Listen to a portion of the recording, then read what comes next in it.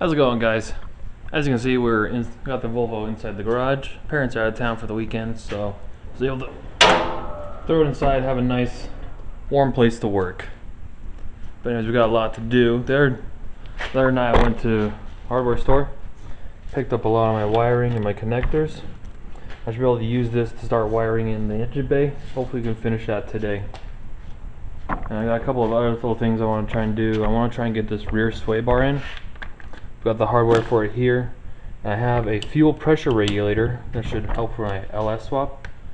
Should be able to throw that into the car today, as well as all the fuel line that I need to run it. I've also got a tablet. It's going to help me with my readout on some of my instrument panel, because a lot of the Volvo instrument panels aren't going to translate nicely over to Chevrolet engines. So I got that tablet to try and help me get my readouts as accurate as possible.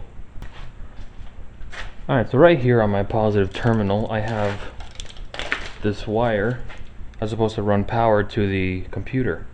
On the Chevy truck that I had, or that I bought the engine from, the computer was right next to the battery, so this short little wire was perfect for the truck.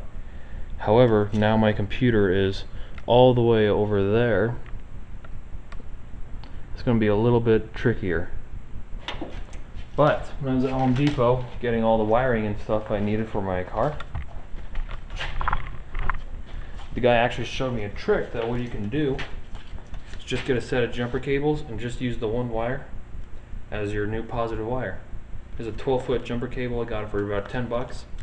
And this should be way cheaper than any of the other options to get a full 8 or 6 gauge wire to run across the front of the car. So I'm going to chop this up a little bit and make it into my new battery terminal. Alright, so here's my first new wire that I made. This is going to run from my battery to my powered junction box. And this one wire should be able to power everything inside the Volvo body. And from the power junction box, I'll be able to run all of my interior lights, my headlights, my brake lights, my center console, my cluster. So pretty much everything that runs off a Volvo harness will be powered by this wire.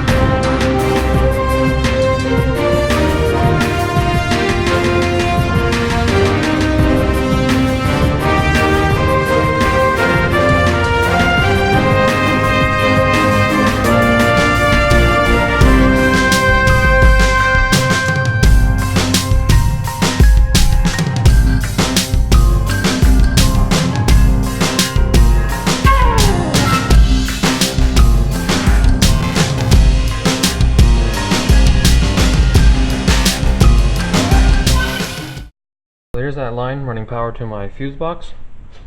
Runs up across the back of the car. Should come down, plug into this positive battery terminal. Along with all these other splitters, I'll run power off to the other spaces of the car. And with that, most of my engine bay wiring is done. I gotta figure out where the injectors plug into, and I gotta run a wire for my starter. But outside of that, it's pretty well there. Alright, so now for those of you who don't know, the fuel pressure regulator is exactly what it sounds like. It's a pressure regulator for the fuel system. Because injectors only run at a very tight margin of pressure they like. The pressure regulator helps regulate the pressure and kind of keep the system running in its happiest shape. The Volvo 240 comes with 2 fuel pumps, putting out about 75 psi together. The LS engine wants to run at about 45 psi. So we plug in this pressure regulator. It takes fuel in from the tank in this hill, and it regulates the pressure in here, puts out 45 psi out to the engine on this end, and it uses this bottom nozzle to return what it doesn't use back to the fuel tank. This not only helps your engine run well, but it increases your fuel efficiency using the fuel the most optimum amount of fuel. Oof.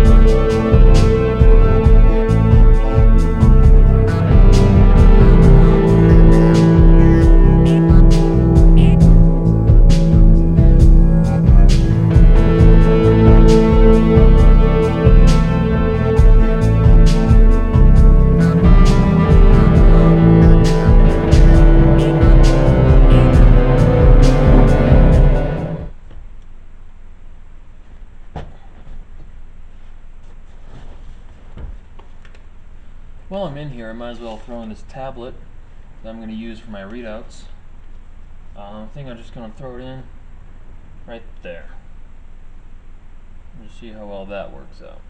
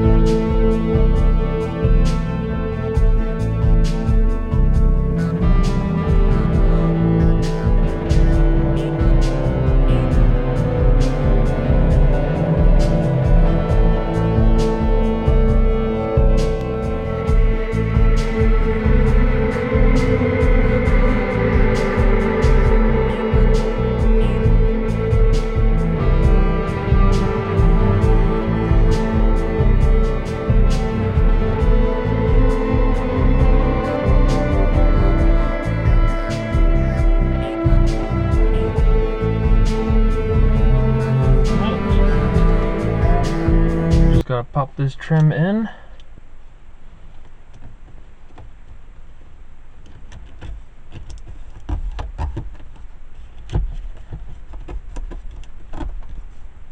And there we go. Doesn't look too bad. I mean, ideally I'd like something to fill this hole, but it is what it is. I kind of dig it. I'm going to leave this open and this for a second, just because I got a little bit more wiring to do, but should be able to close that up in the next little bit here.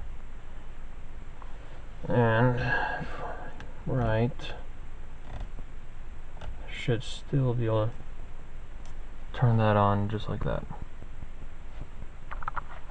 Maybe. Yep, right there.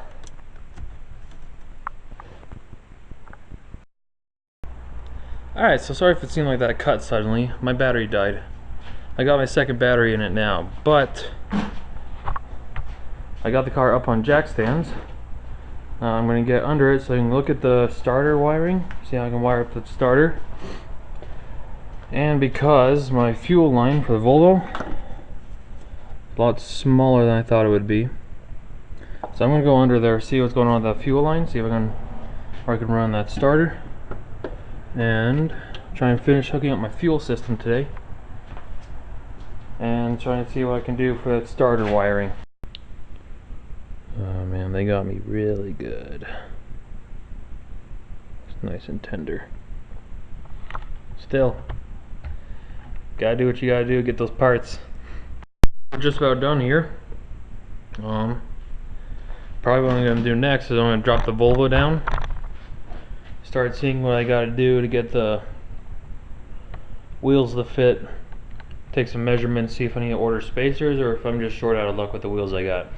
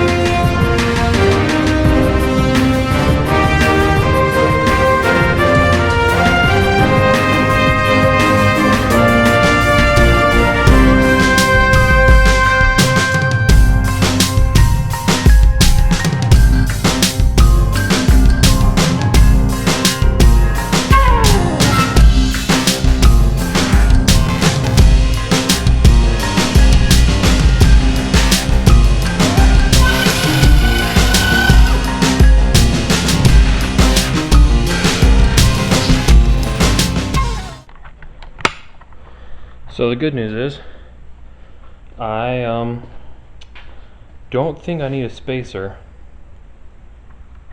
The problem is, to run these wheels, I'm going to need a much thinner tire. These are a 215/55R17. Probably going to need to take it down to about a 215/35/40 R17. Then maybe the wheels will fit. I don't know, maybe I'll shop around for a wheel like that or a tire like that, throw it on there, see if it'll fit. Maybe I can get the one tire and see what happens. I don't know, maybe I should get the spacer anyways, because the ones I pulled off the Volvo are about 7 inches across. These are big old 9-inch wheels. Like side by side you can tell the difference. Like the tires I'm trying to put on are way bigger than the tires that are already on it. Which I'm sure it'll be okay, given we're giving it almost 3 times as much horsepower. It should turn the wheels no problem at all. Problem is getting these wheels to fit. And then, I don't know, we'll probably run into our own set of problems trying to get these bad boys on, but right now the tires are too big. So, We'll have to change that up. But I think if we can get a different set of tires, then we should be able to run these wheels. I took some dimensions down. You can kind of see them here. But so if I do end up running spacers, I have all my dimensions. I can go for it again. But again, I think I'm okay not running a spacer, just so long as if I can get a little bit thinner tire. Well, I don't know. Let me try this fit again. It's coming together, isn't it? Isn't it crazy the crap we can build as a human race? SEMA was this last week, as some of you know. There are some pretty crazy builds there too. Like B is for Build had a twin turbo LS Lamborghini.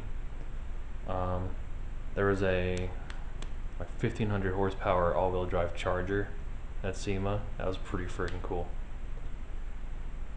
Man, it just blows my mind how cool it is to build stuff and to do all this stuff. Like I did this pretty much on my own. I had some help from family and friends, but I did this. The amount of pride and accomplishment you feel building stuff, that's like the #1 drive to keep doing this crap. I love it. Down below in the comments, I want you to tell me what your favorite build from SEMA was, and just tell me what you liked about it. Anyways, that about wraps up what I can do on the Volvo tonight. I'm gonna have to find maybe. So, oh right, after the measurements, turns out I am gonna need to run a spacer on those wheels anyway. So probably what I'll do is I'll probably try and trade those wheels for a better set of wheels, and something that'll fit my car a little bit better.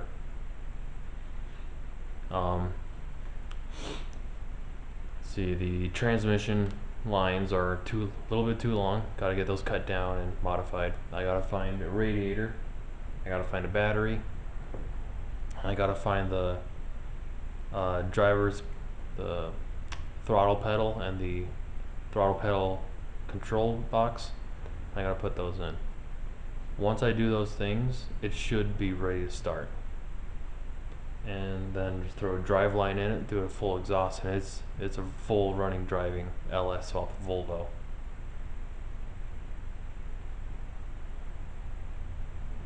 Man, I'm tickled pink about this. I'm so excited. We could finish the LS Volvo within the next year. It just popped up on my Facebook that I've had the Volvo for about a year now. It's honestly, I don't feel that bad about it taking a year, more than a year to build, because we spent that summer in Texas having a good time. So maybe if it takes a year and 3 months, then maybe technically it took me a year to build. But excuse you, ice machine. Anyways, yeah, just wrapping up video. Sorry to get sentimental on you guys. Wrapping it up. Tell me your favorite SEMA builds in the comments, and stay tuned because LS Volvo, that close. Have a good night, guys.